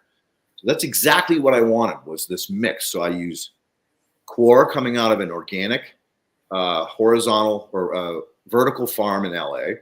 I'm using spent mushroom substrate out of a mushroom farmer in LA. I'm using GOM, ground up organic matter. And I'm using kiln dried fines. So think of 2x4s, run through a grinder. They screen off the big stuff because they like to use that to dye and make mulches. The fact that that stuff holds the dye means that it's very easy to hydrate it. So once it gets wet, it holds that color, it holds that moisture. But the kiln dried provides structure out of the gate. The GOM provides structure out of the gate, but eventually that structure, as it's consumed, starts to collapse on itself and then I can get into a situation where I can potentially go anaerobic, right? Now, that's in a situation where it's being overwatered, it's not being allowed to break down and turn into fines that migrate down into that A horizon. So just again, to be really careful about how I'm saying this. So I wanted to know where that bell curve was as the compost matured. So I did day 14, day 37, day 90, day 137. And what it showed was the sweet spot was between day 30 and day 90. So next time I'm going to test at day 45 to see, right in the middle there, what's going on. Where is that peak? Because what I'm trying to figure out is how to get you the best, most powerful inoculant that I can based on time. So if I know I have a job coming up in 3 months, all right, I better mix it right now. If the job is in 6 months, I'm going to wait 3 months and then mix it. You follow me? So that I'm giving it to you in the sweet spot. So this guy, Ian, I send him this aging report, this historical data. And he goes, is it all right if I call her? And I'm like, yeah, Ian, go ahead, talk to her, whatever. So he called her and he poked holes at her for an hour because he did not believe my protozoan numbers. He said, I've never seen anything like this. He makes biodynamic compost and he gets good protozoa numbers, but he's never seen anything like in the millions, right? And so he didn't believe that was even possible. And I was like, yeah, good, do it, man. Try to shoot holes in me. And I'll send you a fucking sample. I'll send Nick from Humankind, his buddy up in Oregon. I'll send him a sample. I don't care. And I just did, actually. Because, the more people that understand that this combination of biocomplete compost, I actually made them compost hash, dude. I sent them a sample of my compost, and then I actually made a compost hash. So compost hash is my biocomplete compost, some worm castings, everything is agitated in pure fish brew, and then I take it, I screen it through 47 micron. All of the goo that's the silt that's stuck on the 47 micron screen, I then put in a plant press, and I press it till I get to about 40% moisture. Then I take it and I rescreen it and fluff it up so oxygen can get in and it can breathe. And I have material that's shelf stable forever. Like, as a matter of fact, the older it gets, the better it gets. Okay. So I'll have numbers because I asked him, I'm gonna pay for a full report. So I'll have numbers on my compost and numbers on my compost hash. Fascinating. and that's his buddy. So I know fucking Nick's gonna be calling Ian going, who the fuck is this guy? How the fuck does he do this? I've never seen anything like it. Very cool. Yeah, I'm just waiting for that phone call. Because he should have it. You mentioned silt, and it reminded me of something that I wanted to discuss with you. That's also, I think, a controversial topic. Yep. Is that silt is organic matter in your interpretation, and I believe you. That being said, a lot of people disagree with that. I was wondering, you say that silt is organic matter broken up to the maximum. So why doesn't all organic matter just become silt? All organic matter does become silt. That's my controversy. That's what I've been saying for years, that silt is organic matter. So why don't we have like this super silty planet? Because all the organic matter would have just like become silt, right? So what is the silt forming on top of? Rock. Right. Rock. Yeah. Pure rock. Right? So there's always going to be more rock in this planet than there is going to be silt.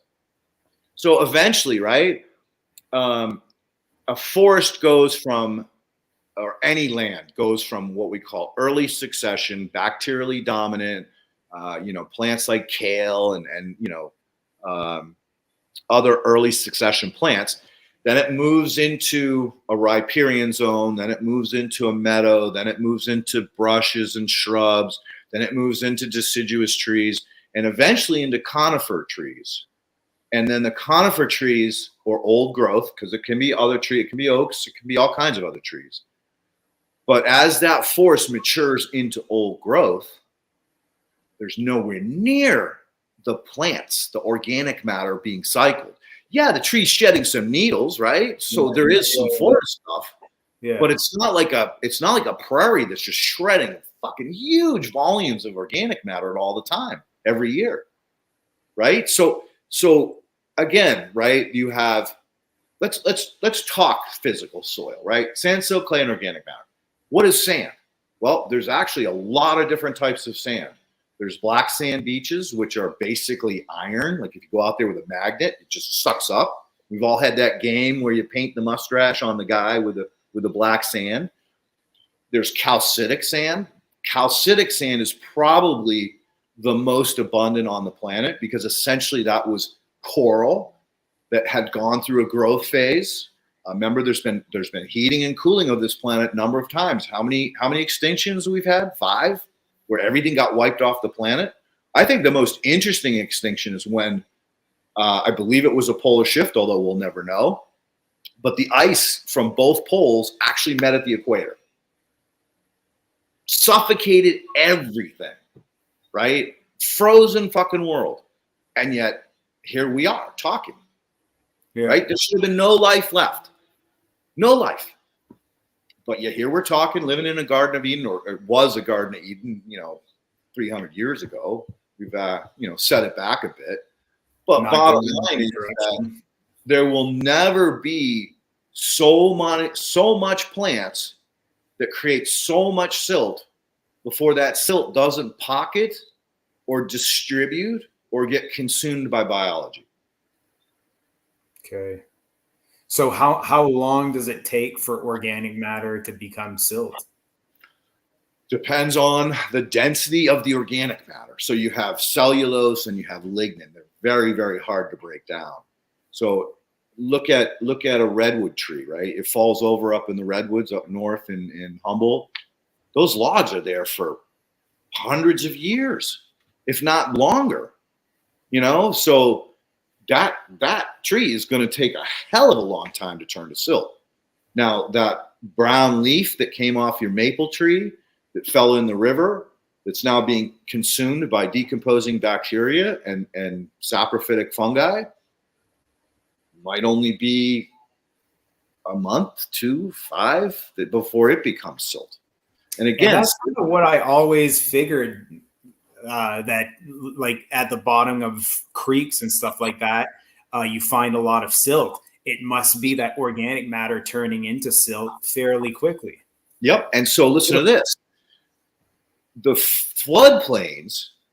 So I love nature, man. It's so big. It's so beautiful. We have snow in the mountains. The snow melts. It comes down a river that's very steep and it's bouncing rocks off each other and mineralizing itself. And then finally it comes off that mountain into a waterfall, and then it moves through a field we call a floodplain, right? And it turns dark chocolate. And then because it's spring, that dark chocolate water washes up on the shore onto the floodplain. And then the water slowly recedes after dumping all of that silt on that floodplain, which is extremely fertile, right? That's where farmers grow in pretty much everywhere in the world. We've always gone to the floodplains because you get free fucking nutrients every spring. Mm-hmm. I guess a very famous example would be the Nile. The Nile. What I was going to say. Yeah, listen to this and them directing it. Listen to this one. The Nile. One of the most fertile breadbaskets on the planet. A few years ago, and again, don't quote me on the time, but do your research. Fact check my ass. They were struggling because the fertility in the floodplains had gone down and they didn't know why. So the Egyptian government hired all these scientists, come in, test our soil. What's going on? We used to get this amount of crop. We didn't do anything to it. And now all of a sudden that yield is going down and down and down. what is this? Come to find out that a government north of Egypt's territory had built a giant hydropower dam. What that power dam had done was settle out the turbidity so that all the fine particles that were suspended in that water settled out. And what the fields, the floodplains were missing was nanoclay. So we've all seen it. We just don't recognize it. All right. Nanoclay is such a fine, tiny little platelet that it stays suspended in water for days, if not weeks, before it finally settles out. I call it aquatic snow. That's a better way to put it. And I've seen aquatic snow in a bunch of different forms, whether it be silt or clay or variations of the both of them.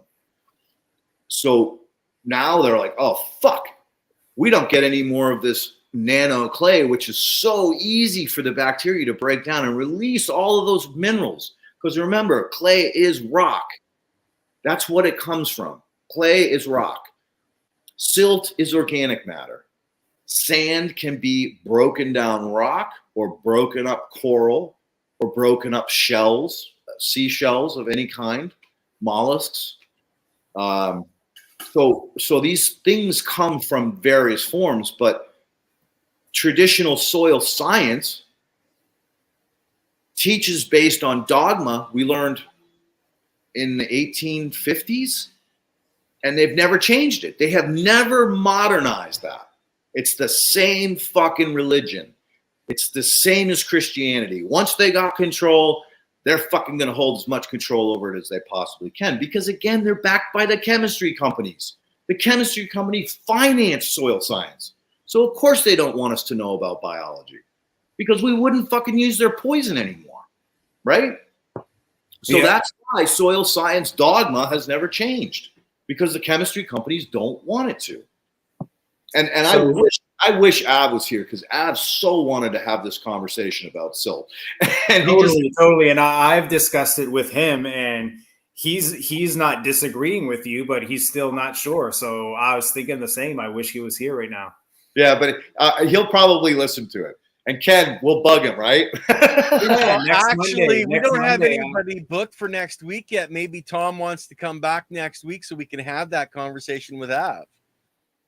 If you want, yeah. I mean, I'm down. I could gamble on being at the shop.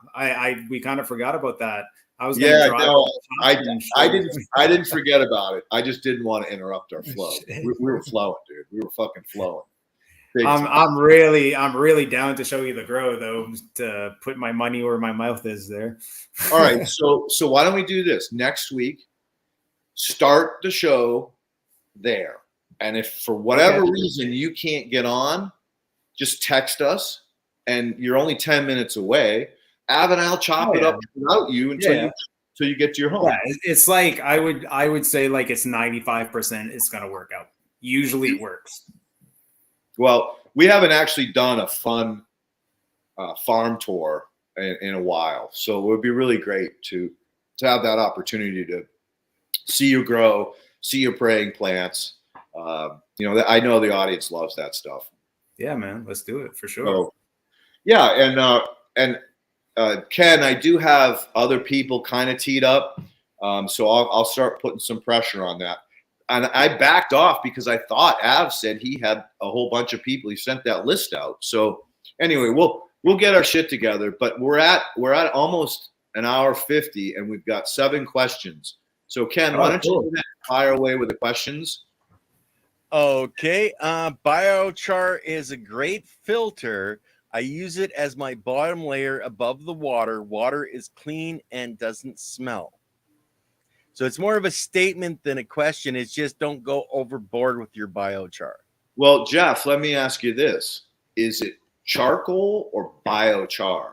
Because biochar is done through gasification, which is super high heat. So it's glass. It's no longer wood. Whereas charcoal is wood that's just been burned till it absorbs moisture.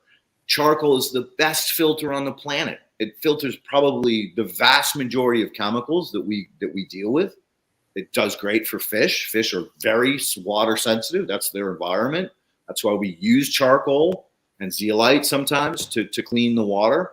So if it's charcoal, that's the reason why your water's so clear. Biochar does not have the same properties as charcoal because it's been gasified. It's almost like glass. But what biochar does do is provide ideal pockets for biofilm to build up.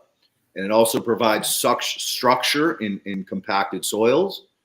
But the negative attribute is you apply it once, no more than 15% by volume of that in your soil, or you're fucking going to shut down the biological relationship with your plants and it, because it's fucking candy. And the bacteria love to eat fucking candy. And they're not going to go work for your plant for peanuts when it would rather have chocolate. Is that the same reason you don't put fresh wood chips in your soil? Actually, the opposite. The fresh wood chips, the thermophytes are going to want, all right, all bacteria need some kind of energy source. It can be hydrogen, it can be oxygen, it can be, what is the other one? Nitrogen. There's a whole bunch of different sources that the bacteria needs to eat so it can do its breakdown job. So a lot of the thermophytes live on nitrogen. And if there's not enough nitrogen fast enough, they'll pull nitrogen out of the soil system. And that steals it from your plants to do their job so that they can break down that lignin. And what's the other one? Cellulose. Mm-hmm. I've been awful fucking passionate today, Ken. And I love it. I love it. But then you look at Charlie Schultz, he's talking about using biochar in his aquaponics beds instead of hydrogen. Which is beautiful. That's beautiful because hydrogen is a mine source, and it's generally, we've run very low on this planet of hydrogen. So I love the fact that he's doing that. And plus, he's in living water. So the bacteria is abundant. It's just always going to be more. So once the biochar gets inoculated, so what? The rest of the biology is still flowing to the plant. Yeah. Well, a slow startup. He's creating another biofilter. Right. A slow startup, but a great long-term strategy. Yeah, exactly. So let's go to Peter Cactus here.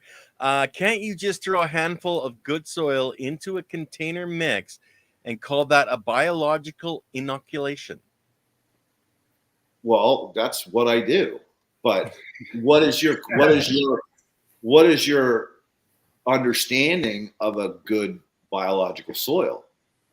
It's not going to be a good biological compost. A good biological compost is an amazing inoculant. Whereas when things settle down in the soil, it's not at that level anymore. So you would have to have some amazing, and it would almost be pure organic matter like compost in order to transfer those biology into that dirt.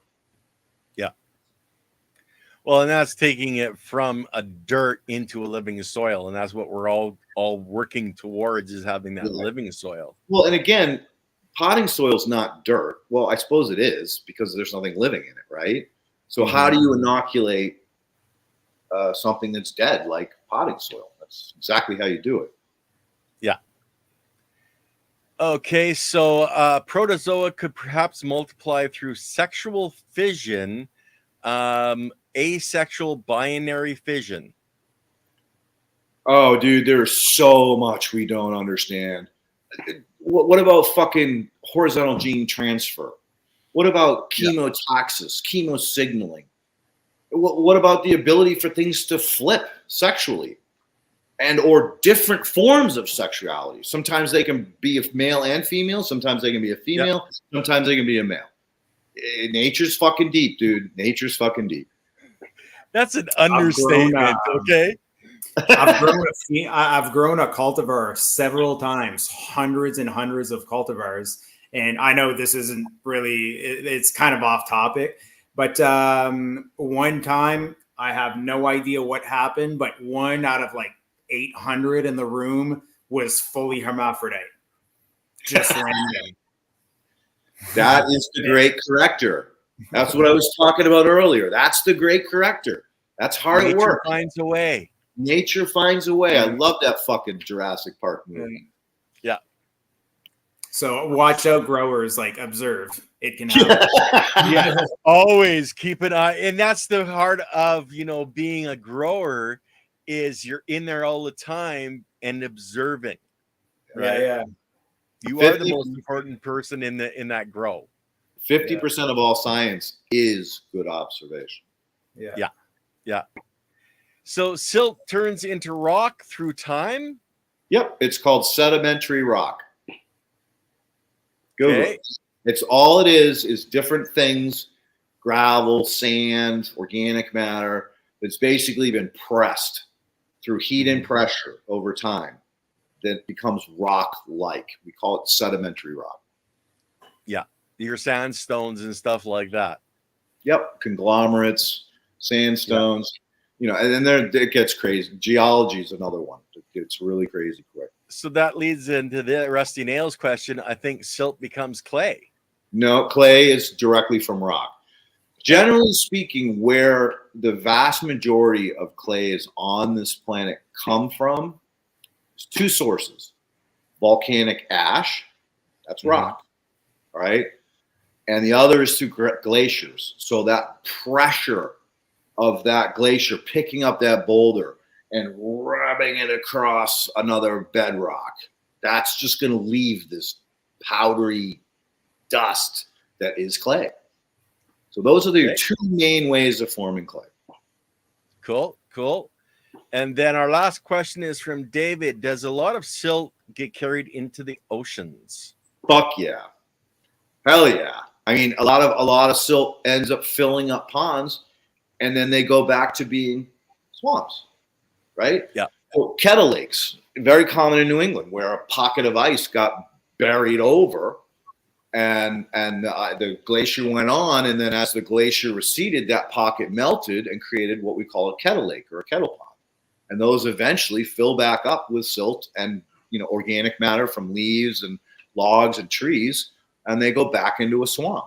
So nature is always in cycling. She's always working.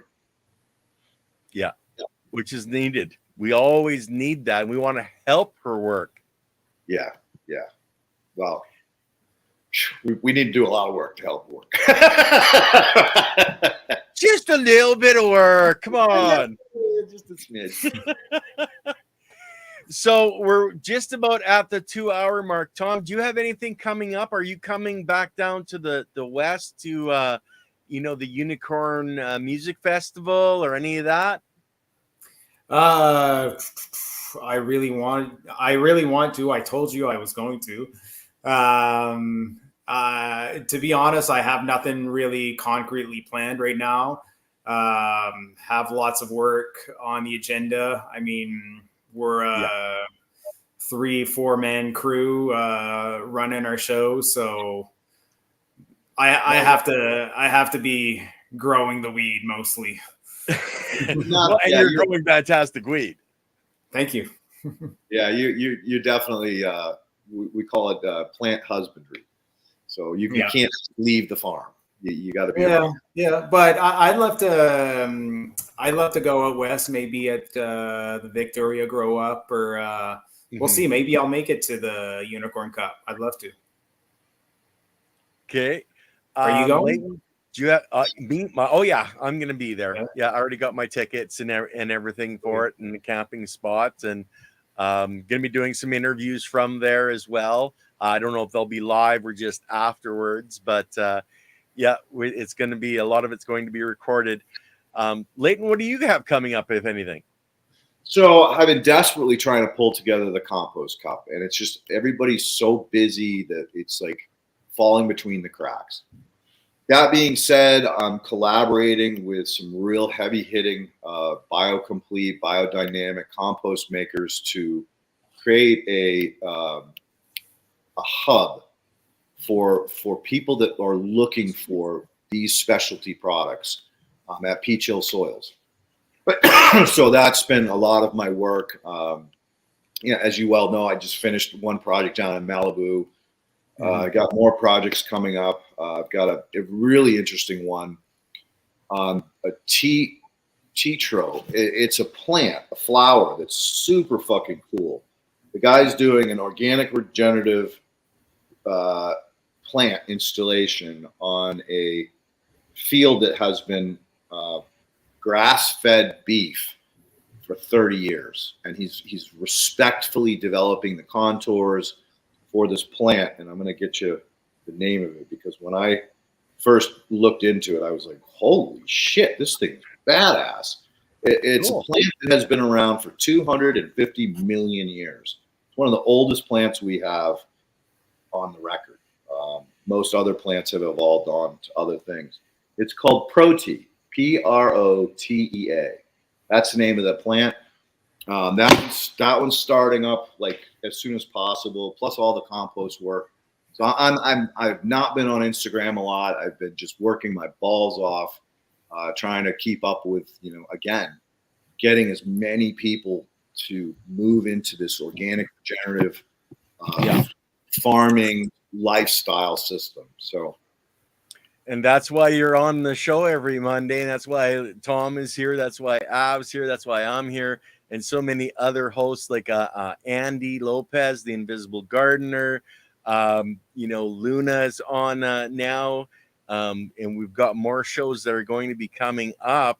We've got Shay, who you guys both were on a panel with at the last Grow Up, coming on Friday. He's the one that actually is behind the Unicorn Music Festival. I'm not calling it the Unicorn Cup anymore, but they changed the name. out. Yeah, he's going to be on Friday. What's that? I said, "What's up, Smiley?" Yeah, it's good to see Smiley here, and everybody that's been in the chat. It's been a fantastic day. Love that you guys are all coming here and watching these. We got to try to get Smiley on to talk about what he's doing. He's doing some fascinating stuff as well. But yeah, Friday is Chez LeBlanc. Luna has Benjamin from Acadia Farms on. Benjamin's badass. Yeah. Of course, Andy and I on Tuesday. And later tonight, we've got Asia Moon, who's the promoter for the pot fights in Vancouver, coming on to talk about what's going on there and some of the other events that are coming up in Canada as well. Wow, busy. We're all busy. Trying to be, and busier, because we got to get this knowledge and understanding out there to more and more people. And I want to start bringing on some more of the regenerative farmers, not so much cannabis. Cannabis gives us the opportunity, because she grows so fast, to do very quick research. But I think we really need to talk to a lot of the farmers, like Kyle, the farmer that you're working with. We're going to have him coming up after harvest and some testing. I think you've got the Muncher you wanted to bring out some new information here in the next few weeks as well. Yes, yeah, that's a whole nother one. The Muncher crew, what we're working on with that. We got Craig, and we got tons of people and a lot more levels of direction coming up. I'll be having a compost series with some of these heavy hitters that we've been talking about. So we're going to cover the gamut and just keep it interesting and fun. You're right. Yeah, and that's it. Interesting and fun.